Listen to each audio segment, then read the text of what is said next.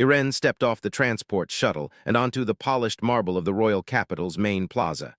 The air was crisp and carried a faint hum of energy from the city's vast network of clean energy lines. He looked around, trying to steady his heartbeat. This was his first time on the Queen's planet, far from his small colony on the mining world of Caldera. Everything seemed bigger here, brighter, and somehow intimidating. High towers of shining metal stretched toward the sky, their surfaces reflecting the sun's warm light in dazzling patterns. Hovering vehicles moved between buildings with silent precision, their passengers waving briefly as they passed. Irene felt a twinge of awe. He had seen images of this place before, of course, but nothing compared to the reality. In his hands, he clutched a small bouquet. The flowers glowed faintly in shades of violet and gold, petals shimmering as if they held tiny stars. They were the rarest blooms from Caldera's biodomes, nurtured for months under precise artificial conditions. He had grown them himself, adjusting temperature, humidity, and nutrient solutions with meticulous care. He had been preparing for this day for weeks, ever since the invitation arrived from the capital. The Festival of Unity between planets would be held today, and representatives from human colonies and allied worlds would gather. He had been chosen to represent his colony. The honor was overwhelming, but so was the weight of responsibility. As he moved forward through the crowded plaza, he noticed people of every kind. Aliens with translucent skin, multiple arms, or wings that caught the sunlight passed by, chatting in a language that sometimes made Irene's ears ache. Humans, dressed in ceremonial robes, mingled nervously, adjusting to the grandeur around them. Market stalls lined the streets, offering exotic foods, glowing fabrics, and delicate machinery. The scent of spices and the faint ozone from energy devices filled the air. Irene's focus, however, was fixed on one figure walking among the crowd, tall, graceful, and moving with a confidence that made the crowd part like water around a stone. Princess Lyra, the Queen's daughter. She was 26 years old and famous throughout the galaxy for her wisdom and fairness. Her appearance at public events was rare, and rumors about her kindness and intelligence had spread even to distant colonies like Caldera. Irene felt his palms sweat as he adjusted his grip on the bouquet. He reminded himself to breathe. This was just a flower presentation, nothing more. Yet seeing her up close with her deep amber eyes and calm presence, his nerves threatened to undo him. He stepped closer, weaving through the crowd. The princess paused briefly to greet a group of dignitaries, nodding politely, her golden hair catching the sunlight. Irene approached, careful not to stumble. He felt the eyes of many upon him, though he tried to ignore them. "Your Highness," he said, bowing slightly, his voice barely steady. "These are for you. They come from my home colony, a small world far from here. I grew them myself." She tilted her head, examining them carefully. "They're beautiful," she said. Her voice was calm, yet it carried a warmth that made Irene's chest tighten. "You've done well to bring them." For a moment it was just the two of them, and Irene felt as though the air had become heavier, more alive. Then came the words that made his stomach drop. "Will you marry her?" Lyra asked, clear and steady in front of everyone. Irene froze. His mind spun in confusion. Did she mean him? Did she mean someone else? Was it a test, a joke, or a mistake? Around him, murmurs spread through the crowd. Heads turned, whispers rising like wind through the plaza. He could feel the pressure of every gaze, every expectation, yet he could not move. I don't understand," he stammered, his voice barely audible over the soft hum of the plaza. Lyra's gaze did not waver. Her amber eyes held an intensity that seemed to pierce through hesitation and fear. She waited patiently but firmly, as if daring him to respond. Irene's mind raced. He had grown flowers, traveled across the stars, and represented his colony, but nothing had prepared him for this moment. He had never faced royalty before, never been tested in such a personal and public way, and yet in that brief pause he felt a spark of clarity. This was not a cruel trick. She was testing something, his courage, his honesty, perhaps even the qualities of his character as a human. The crowd's murmurs grew louder. Some began speculating. "Who is he? Is she serious? He is from Caldera, right? Could this be a royal engagement?" Irene felt the heat rise to his cheeks. He looked at the princess, and in her calm demeanor he found an anchor. My lady," he began, choosing his words carefully. I did not expect this question. I brought these flowers as a gift, nothing more. I am honored you noticed them, but—" He paused, swallowing hard. "I cannot answer lightly." Irene realized that the weight of his response mattered more than the words themselves. It was not just about him. It was about proving something fundamental, that humans, though often underestimated, could face challenges with honesty, courage, and respect. Suddenly, a royal aide stepped forward. "Your Highness," the aide said respectfully, "the Queen wishes to speak with a representative from Caldara." The flowers in his hands seemed to glow brighter, their light a reminder of home, of the life he had left behind to be here. The gardens were vast, filled with exotic plants from across the galaxy. Water features created soft sounds of flowing streams, blending with the gentle hum of energy shields, keeping the environment perfect. Iren's eyes wandered, but he tried to focus. This was no longer just about presenting flowers. Something larger, something important was about to happen. They reached a secluded area near a fountain, and the aide bowed before leaving. Iren was alone, save for Lyra, who had followed silently. She stepped closer, her expression softer now. "Do not be afraid," she said. "I did not mean to embarrass you. My question," she paused, choosing her words, "was meant to see how you would react, how humans react when faced with something unexpected. We, the royal court, have often underestimated humans. You are here to represent your colony, but also your species. I wanted to see if humans possess the qualities we value: honesty, courage, and presence of mind." He had never imagined that such a simple act, presenting flowers, would carry such significance. Yet as he looked at Lyra, he realized the truth of her words. This moment, awkward and overwhelming as it was a test of character. I see," he said slowly, choosing his words carefully. "I did not come here to prove myself beyond representing my colony, but I will do my best. Whatever is expected, I will not falter in honesty or courage. I promise that." Yet in this moment, he also felt a spark of hope. Perhaps humans, often underestimated, could indeed shine among the stars. The crowd outside continued to buzz, unaware of the significance of this encounter. Iren looked down at the luminescent flowers in his hands. They seemed to pulse softly, as if sharing his heartbeat.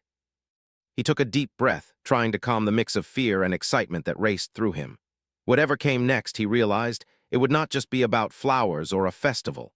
It would be about proving humanity's worth on a stage far larger than he had ever imagined.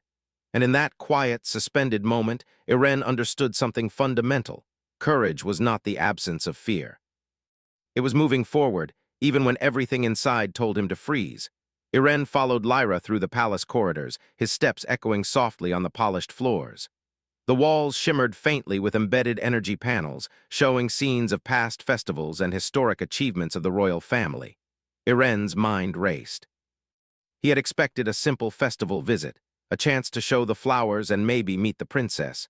But now he found himself inside the heart of a royal palace, being evaluated in ways he had never imagined. Lyra led him into a large room, circular in shape, with a high ceiling that curved like the dome of a spaceship. The center of the room held a holographic table projecting a map of the galaxy, with colonies, planets, and trade routes marked in glowing lines. Around the table, figures in ceremonial robes, some human, some alien, stood silently. They were the Queen's advisors, emissaries from allied planets, and a few mysterious figures whose forms shimmered as if they existed partly in another dimension. "This is the council chamber," Lyra explained softly. "They will oversee the trials. Think of them as challenges, not punishments. They will test your judgment, your creativity, and your ability to act under pressure." He had solved engineering problems, navigated storms on his colony, and even negotiated local trade disputes.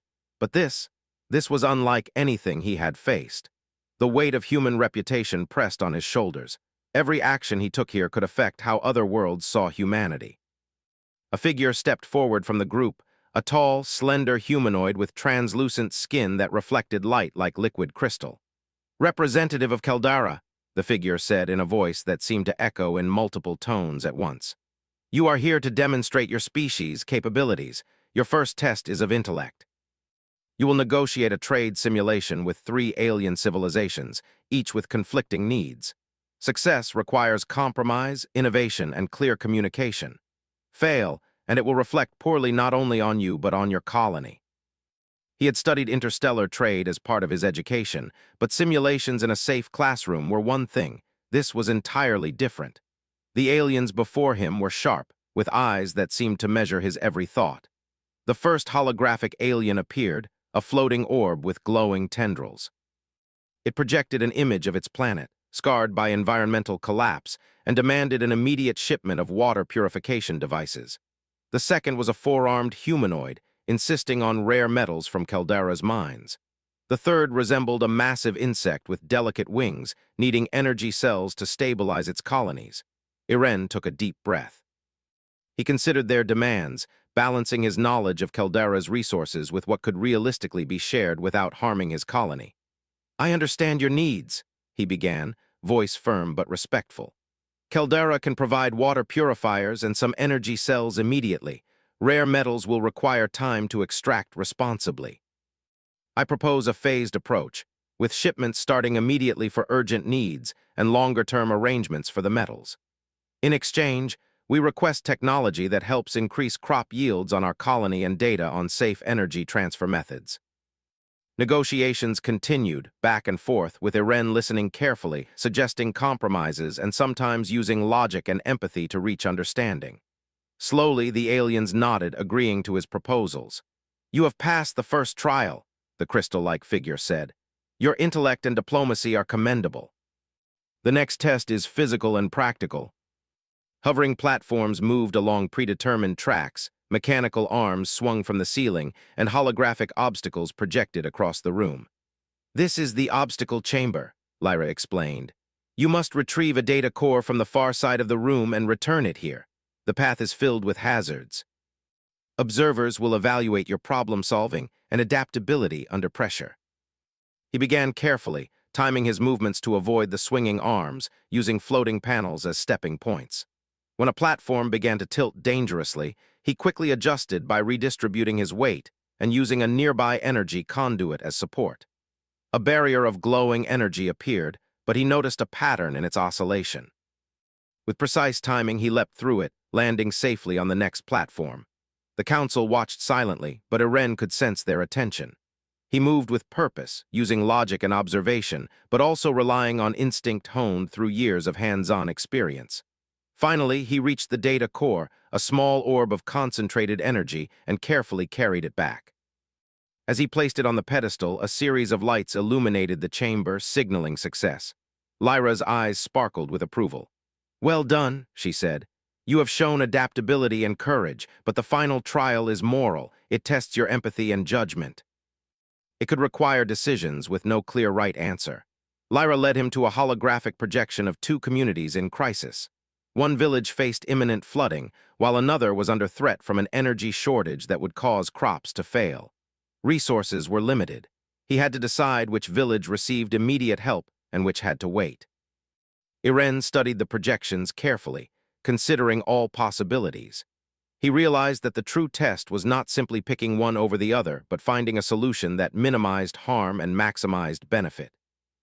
Drawing on his knowledge of engineering and energy transfer, he proposed a dual solution: redirect emergency flood barriers to protect the first village while activating temporary energy stabilizers for the second. Both would receive aid, though some delays were inevitable. The council paused, observing. The holographic villages responded positively, showing reduced damage and preserved life. The crystal-like figure spoke again. "Your decision reflects both ingenuity and compassion. You have passed all trials, demonstrating the best qualities of your species." In this room, under the watchful eyes of powerful aliens and royalty, he had proven that humans were capable of intellect, courage, and moral judgment that could rival any civilization in the galaxy. Lyra stepped forward, smiling genuinely this time. "You have done well, Irene," she said. "It is clear that humanity possesses qualities that deserve recognition. The Council and I are impressed. You have not just represented your colony, you have represented your species." He looked down at the bouquet in his hands, the delicate luminescent petals now seeming to shine brighter, almost as if celebrating his success. "Thank you, Your Highness," he said, voice steady but filled with emotion. "I only hope I can continue to represent humanity well. There are greater challenges ahead, but you have proven that humans are not to be underestimated." Irene paused for a moment, letting the calm wash over him. The trials had tested every part of him, mind, body, and spirit, but he had endured. More importantly, he had discovered the strength that lay within humanity, the ability to face fear, solve impossible problems, and act with integrity even when no one else understood the stakes. Lyra stood beside him, her expression thoughtful. "Tomorrow," she said softly, There will be a formal ceremony where the council will announce their recognition of your achievements. You will be celebrated, but remember this. True value is not in accolades, but in the choices you make and the actions you take. Humanity has much to offer the galaxy, and you have begun to show them why. He had come to the royal capital as a simple representative from a small colony, carrying a bouquet of glowing flowers. Now, he stood as a symbol of human potential, tested and recognized by beings from across the stars. As the evening settled, and the first stars of the twin moons appeared in the sky, Irene realized that the journey ahead would be filled with challenges far beyond anything he had imagined. But for the first time, he felt ready. Humanity had proven itself in small ways before, but here, in the eyes of the council and the princess, it was clear that humans could stand proud among the greatest civilizations in the galaxy. And as he looked at Lyra, her calm gaze meeting his, he knew that whatever came next, he would not face it alone. He had earned respect, and perhaps in time, something even more meaningful. The trials of intellect, courage, and morality were over, for now, but the story of humans in this palace and in the galaxy beyond was only just beginning. Irene awoke before dawn, the soft glow of the twin moons filtering through the tall palace windows. His mind was still buzzing from the trials of the previous day. He had survived tests of intellect, courage, and morality, yet he felt as if the real challenge was just beginning.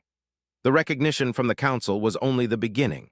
The palace, with its grandeur and subtle tensions, held secrets and expectations that were far more complex than any obstacle chamber or negotiation simulation. He dressed quickly, his hands slightly trembling, though he could not tell if it was from excitement or nerves. Today, he would meet the queen herself. Princess Lyra had arranged it.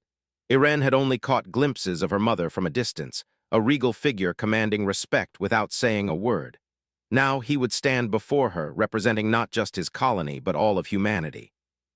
Lyra arrived quietly in his room, dressed in a simple tunic that contrasted with the palace's usual lavishness. "Are you ready?" she asked, her amber eyes steady. Irene nodded. "As ready as I can be." Servants and palace guards bowed as they passed, and Irene could feel the weight of history in every stone of the palace walls. The journey to the queen's chamber seemed longer than it should have been. Finally, they arrived before massive doors adorned with intricate carvings depicting the galaxy's history. Lyra knocked lightly. "Enter," a deep, calm voice called. The doors opened, and Irene stepped inside. The room was vast, filled with soft light that seemed to come from no single source. At the far end, seated on a throne of polished metal and crystal, was the queen. Her hair, silver with streaks of gold, fell gracefully over her shoulders. Her eyes, dark and penetrating, regarded him with a mixture of curiosity and caution. "Irene of Caldera," she said, her voice commanding yet gentle. "I have heard much about you. You have passed tests designed to challenge your intellect, your courage, and your moral judgment. Many would have failed where you succeeded. Tell me, Irene, what do you believe makes humans different?" "But we adapt quickly, think creatively, and care deeply about each other. We are capable of courage, not because we are fearless, but because we choose to act even when afraid. I believe these qualities define us. Many would seek to impress me with words or actions, but you have shown depth. There is more to be done. Today, you will face challenges that are less predictable. You will encounter the politics of the palace and the delicate balance of alliances. Decisions could ripple across the galaxy, and missteps could have consequences far beyond his understanding. Lyra guided him to a large chamber where representatives of human colonies, allied worlds, and various royal factions were already gathered. The air was tense, filled with hushed conversations and subtle glances. Irene recognized some of the council members from yesterday, their expressions neutral but watchful. "You will need to navigate this room carefully," Lyra whispered. "Observe, listen, and act wisely. It is not enough to be strong or clever here. You must be trusted." Some delegates nodded politely, others regarded him with suspicion. Whispers followed his movements. "A human representative from Caldera is here." But weakness is not always what it seems. Humans endure, adapt, and often find ways to overcome challenges that others believe impossible. I hope to demonstrate that, not just through words, but through action. Some factions tried to undermine him, questioning his knowledge of trade, diplomacy, and technology. Others tested him with subtle traps, presenting scenarios where any decision could offend or anger powerful allies. In one situation, a holographic display showed two planets dependent on a limited supply of rare energy crystals. One planet had advanced technology but a harsh environment, while the other had fragile ecosystems and vulnerable populations. Delegates debated heatedly, pushing Eren to take sides. He listened carefully, weighing each argument. Then he proposed a solution that combined both technology and ethics. Energy crystals would be distributed in a way that stabilized both planets, while sharing technology and knowledge to help them manage future crises independently. The council members murmured, impressed. Few had considered such a balanced approach. During breaks, Lyra observed him quietly. "You are doing well," she said. "Your perspective is rare." Humans see connections where others see conflict. By late afternoon, a message arrived from the Queen herself. She requested Eren and Lyra in her private chambers. The princess looked at him with a faint smile. "It seems your reputation precedes you," she said. "The Queen wishes to speak directly. Be prepared. Her questions may not be what you expect. What role do you see your people playing in the galaxy?" "I hope to prove that humans are capable of making meaningful contributions to galactic society." Recognition from the Queen herself was beyond anything he had imagined when he first set foot in the capital. Yet he also understood that this was not the end. Influence came with responsibility, and he was now entangled in decisions that could shape human relations across multiple worlds. Lyra stepped closer.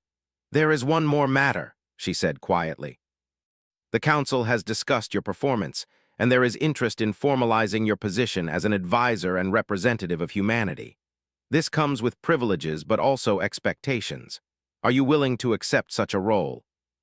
Accepting meant committing to the galaxy's complex politics, representing humans in situations where failure could have dire consequences. But it also offered a chance to prove humanity's worth, to build bridges, and to shape the future. "I accept," he said firmly. "I will do my best to honor humanity and ensure that our people are seen not as weak, but as capable and resilient. I will serve with integrity." The day had been a test not just of skill or intelligence, but of character. He had learned that courage meant acting when the outcome was uncertain, that wisdom meant seeing beyond immediate concerns, and that integrity meant standing firm even when others doubted. As he left the Queen's garden with Lyra, the sun was setting, casting long shadows across the palace grounds. The twin moons began to rise, their light mingling with the warm colors of evening. Eren felt a sense of calm resolve. He had survived trials, impressed the council, and earned the Queen's trust. But more importantly, he had begun to understand what it meant to be human in a galaxy that often underestimated his people. The journey ahead would be challenging, filled with negotiations, alliances, and unexpected obstacles.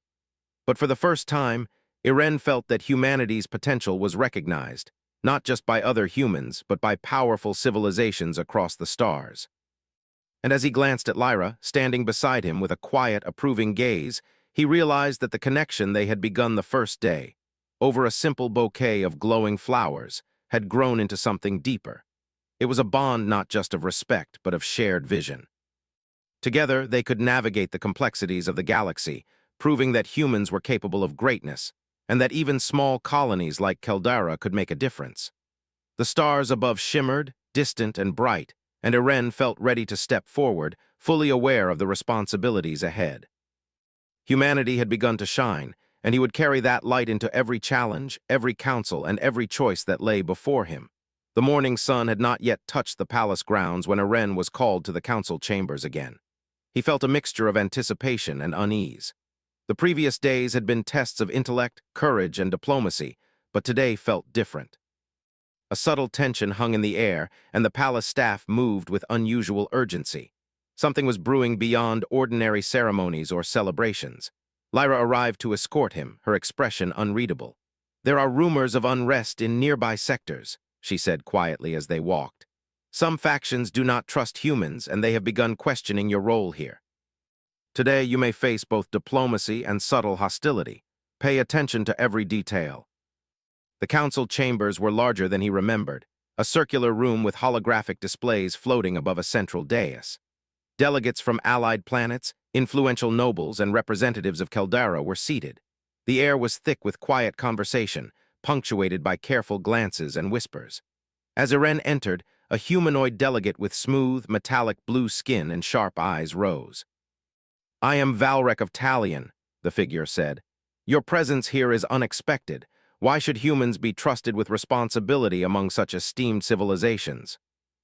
He felt the weight of every human colony behind him. "Valrek," he said calmly, "humans have faced challenges that others may not understand. Our colonies survive in harsh environments, we innovate when resources are scarce, and we value life deeply. Trust is earned through action, and I have shown both competence and integrity. I will continue to prove that humans are reliable, adaptable, and capable of contributing meaningfully to interstellar society. Then judge me by what I do, not what I say." A holographic simulation appeared in the center of the room, depicting a neighboring colony under attack from environmental collapse, a sudden seismic shift threatening to destroy settlements and infrastructure. Council members debated how to respond. Some argued for prioritizing strategic locations, while others demanded immediate evacuation of all colonists. Irene analyzed the situation quickly. "The strategic areas must be stabilized first to prevent cascading failures," he said. "Simultaneously, evacuation efforts should focus on vulnerable populations. We can deploy automated support systems from neighboring colonies to accelerate recovery. This ensures both protection and efficiency, minimizing loss of life." Valrek's eyes narrowed, but he did not interrupt. Next came a political challenge. A faction opposed to human influence presented a dispute over trade agreements. They claimed that Keldara's colonies had unfair advantages due to Irene's position and demanded immediate revision of treaties. Irene took a deep breath. "I understand your concern," he said, "but consider the broader picture. Trade agreements must balance the needs of all parties. If we undermine them for short-term gain, we risk long-term instability. I propose a review process that involves representatives from each colony, ensuring transparency, fairness, and sustainability. This approach benefits everyone, not just a single group." Irene continued, "Trust grows from fairness and consistency. Human colonies have survived harsh conditions precisely because we learn, adapt, and cooperate. My intention is not to dominate, but to contribute knowledge and solutions that uplift all parties." By midday, the challenges grew more personal. A crisis simulation appeared depicting a situation where two neighboring colonies had a limited supply of energy cores, enough for one colony to thrive while the other faced potential collapse.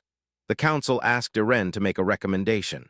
Irene considered the consequences carefully. "The colonies are interconnected," he explained. "If one collapses, it will negatively affect the other. We can allocate cores proportionally, stabilizing both colonies. Additionally, we should deploy energy redistribution systems to maximize efficiency. This solution preserves life and resources, showing that even in scarcity, human ingenuity can find balance." Irene's approach demonstrated not only intelligence, but creativity and foresight. The Queen's expression softened, and Lyra's subtle nod reassured him. He felt a growing sense of confidence, yet he knew that the ultimate test would not come from logic or strategy alone. It would come from judgment and integrity. In the afternoon, whispers spread of a secret challenge, a real-time scenario involving potential sabotage. The council projected a simulation where a trusted diplomat was suspected of undermining alliances. Irene was asked to identify the source without causing panic or misjudgment. He observed patterns carefully, noting inconsistencies in reports and timing of communications. Slowly, he pieced together the subtle clues. Instead of accusing anyone prematurely, he proposed discreet monitoring and verification, ensuring that evidence was gathered responsibly before taking action. The council murmured, impressed by his measured approach. Acting too quickly could have created conflict, yet Irene's solution maintained stability and integrity. Valrek's expression shifted slightly. Recognition replaced suspicion, though pride did not soften his features entirely. Finally, as evening approached, the Queen called for a private audience. Irene and Lyra followed her into a serene garden overlooking the city. The twin moons had risen, casting a soft glow over the palace grounds. "You have performed admirably," the Queen said, her tone calm but weighty. "Your intellect, courage, and judgment have been tested repeatedly, yet there is one final measure, one that cannot be simulated or debated. You must act with moral clarity when no one else can see or judge your choices." The colony's leaders requested immediate intervention from nearby civilizations, but resources were limited. Irene would need to make decisions that could save some while leaving others at risk. Irene studied the projection carefully, considering every factor: population, environmental conditions, resource availability, and potential for long-term recovery. He realized that there was no perfect solution, only choices that could minimize harm and preserve as much life as possible. He acted decisively, allocating resources to stabilize the most vulnerable areas first, while coordinating automated systems to assist remaining regions. His plan required trust in technology, diplomacy, and human creativity. The projection shifted, showing positive outcomes. Lives were preserved, infrastructure stabilized, and long-term recovery was possible. The council observed silently, then nodded in approval. "You have done more than demonstrate skill," the queen said. "You have shown wisdom, compassion, and integrity. These qualities define not just your actions, but your species. You have proven that humans are capable of leadership, even among the most complex interstellar societies." He had begun this journey with a simple bouquet of glowing flowers, yet he now understood that every small act, every choice, every decision carried meaning far beyond himself. Lyra stepped beside him. "The council and I will officially recognize your role as a human representative," she said. "But remember, responsibility brings challenges. You must continue to act with integrity, even when circumstances are difficult and outcomes uncertain. The galaxy will watch, and humanity will have a chance to shine." Yet the galaxy was vast, filled with unknown dangers, opportunities, and responsibilities. Irene understood that this was not the end. It was a beginning, a moment where humans could step forward, prove their worth, and forge connections that might one day shape the fate of many worlds. And with Lyra by his side, he felt that even the most daunting challenges could be faced with courage, creativity, and integrity. The palace lights glimmered in the distance as they walked back toward the inner chambers. Irene glanced down at the bouquet, now slightly wilted from the day's activities but still glowing faintly. It reminded him of home, of his colony, and of the journey that had brought him here. Humanity's story was only beginning, and he would be a part of it, standing proudly, unyielding, and ready to face whatever the stars had in store. The morning sun rose over the palace, bathing the city in gold and silver light. Today was not a day for ordinary ceremonies. The council had announced that Irene would be formally recognized as the human representative to the Interstellar Alliance, and the entire palace buzzed with anticipation. Delegates from distant planets, human colonies, and influential nobles filled the halls. Irene felt both excitement and the weight of responsibility settle over him. Every eye was on him, every whisper a reminder that humanity was being watched. Lyra arrived first, standing tall and composed, as if she had always been meant to play her role beside him.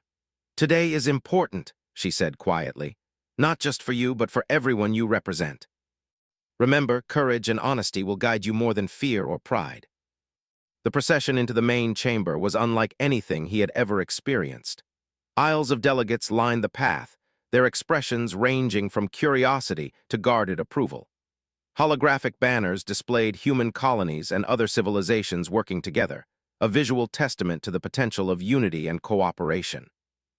Irene felt his chest swell with pride, knowing he was representing the best of humanity to a galaxy that had often underestimated them. At the front of the chamber, the queen sat upon her throne, flanked by the council and Princess Lyra. The room was silent, every delegate waiting to see how the human representative would act in this pivotal moment. The queen's gaze swept across the chamber before settling on Irene.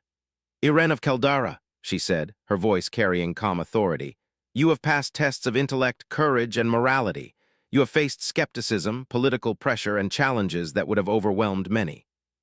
Today, we formally recognize your contributions and grant you the authority to act on behalf of humanity in this council." He had begun this journey as a simple engineer from a small colony, carrying flowers to honor a festival, and now he stood at the center of interstellar politics, entrusted with the voice of an entire species. The queen gestured, and the council members nodded. "You have proven that humans are capable of ingenuity, integrity, and compassion. Your actions remind us that even small civilizations can have profound impact. May your tenure inspire others and demonstrate the value of cooperation across worlds. We will continue to work with wisdom, fairness, and creativity, and strive to earn the trust and respect of all civilizations in this galaxy." Irene felt a sense of unity, as if the room itself recognized that this moment was not merely ceremonial. It was a turning point for humanity. As the ceremony continued, a series of demonstrations were presented, showcasing human contributions to science, exploration, and technology. Holograms displayed innovations from Caldera's biodomes, renewable energy systems, and engineering solutions adapted to harsh planetary conditions. Delegates watched in fascination, many clearly impressed by the resourcefulness and resilience of human colonies. Valrek, the initially skeptical delegate from Talion, stepped forward. "Irene," he said, his voice calm but carrying a tone of respect, "I must admit, humans are different than I imagined. Your resourcefulness and integrity are clear. I look forward to learning from your people and cooperating in future endeavors." Humanity seeks not dominance, but collaboration. He had faced trials that tested every part of him, mind, body, and spirit, and had emerged not only intact but recognized. Lyra spoke softly. "Do you realize what you have accomplished?" she asked. "Your actions have not only elevated your colony, but all of humanity. The galaxy now sees humans as capable, honorable, and resilient. This recognition could change how your people are treated for generations. Humanity has a place among the stars, and you have helped secure it." His suggestions were met with enthusiasm, and delegates sought his input, recognizing his practical experience and unique perspective as a human. By evening, the ceremony concluded with a celebration in the palace gardens. Holographic lights danced over fountains and alien flora, while music from various civilizations filled the air. Irene moved among the crowd, receiving congratulations and forming connections that would prove invaluable in the future. Amid the festivities, Lyra approached him. "Irene," she said, her tone warm, "there is something I have been meaning to ask. Do you remember the flowers you brought on the first day, the ones that began all of this? Will you continue to be part of this journey with us, shaping the future of humanity and our alliances?" "I will continue to serve humanity and work with you to strengthen bonds across worlds." He had come to the capital as a simple engineer, carrying flowers to honor a festival, and now he stood as a symbol of human potential and resilience. The Council's recognition, the Queen's trust, and Lyra's approval were more than personal achievements. They were proof that humanity could thrive, contribute, and be respected among the galaxy's greatest civilizations. Irene thought of his colony, of the people who had nurtured him and inspired him to act with integrity and courage. He knew that the real work was just beginning. Challenges would arise, and decisions would need to be made that affected countless lives. But he felt ready. He understood now that courage, honesty, and ingenuity were powerful tools, capable of shaping not just his destiny, but that of humanity across the stars. The celebration continued around him, but Irene felt a quiet satisfaction in the knowledge that he had proven the value of his people. The flowers in his hands, though simple and fading, reminded him that even the smallest gestures could spark great change. He turned to Lyra. "Thank you," he said simply, "for trusting me and for believing in humanity. Remember this as you move forward. You are not alone, and neither is humanity." Humanity had begun to shine, and he would carry that light forward through every challenge, every council, and every choice to come. And in that moment, standing in the palace gardens with the glow of flowers and starlight surrounding him, Irene understood something profound. Even the smallest act, like presenting a bouquet, could spark change, build trust, and open the door to greatness. Humanity's journey among the stars had begun, and he would be a part of it, unyielding, courageous, and determined to prove that humans were capable of remarkable things. The celebration around him faded into quiet laughter and music, but Irene's heart remained focused on the future. He had faced trials, overcome doubts, and earned a place among civilizations that had once looked down on his people. He knew that the real adventure was just beginning, and with courage, ingenuity, and integrity, humanity's light would continue to shine across the galaxy. For Irene, the journey that began with a simple bouquet of glowing flowers had grown into a mission far greater than he had ever imagined. He had learned that courage was not the absence of fear, but the decision to act despite it. He had learned that integrity, honesty, and compassion could shape alliances and inspire trust. And most importantly, he had learned that humanity, though small and often underestimated, could achieve greatness among the stars. The twin moons cast their silver glow over the palace, and Irene felt a deep sense of fulfillment. The galaxy was vast, full of wonders, challenges, and opportunities. But now he knew that humans had a place within it, capable of brilliance, resilience, and leadership. The path ahead would be difficult, but Eren was ready. Humanity's journey among the stars had only just begun, and he would lead with courage, wisdom, and heart. The flowers in his hands pulsed faintly one last time, as if echoing his determination. And with that, Eren stepped forward into the future, ready to shine as a representative of humanity, a bridge between worlds, and a beacon of hope across the galaxy.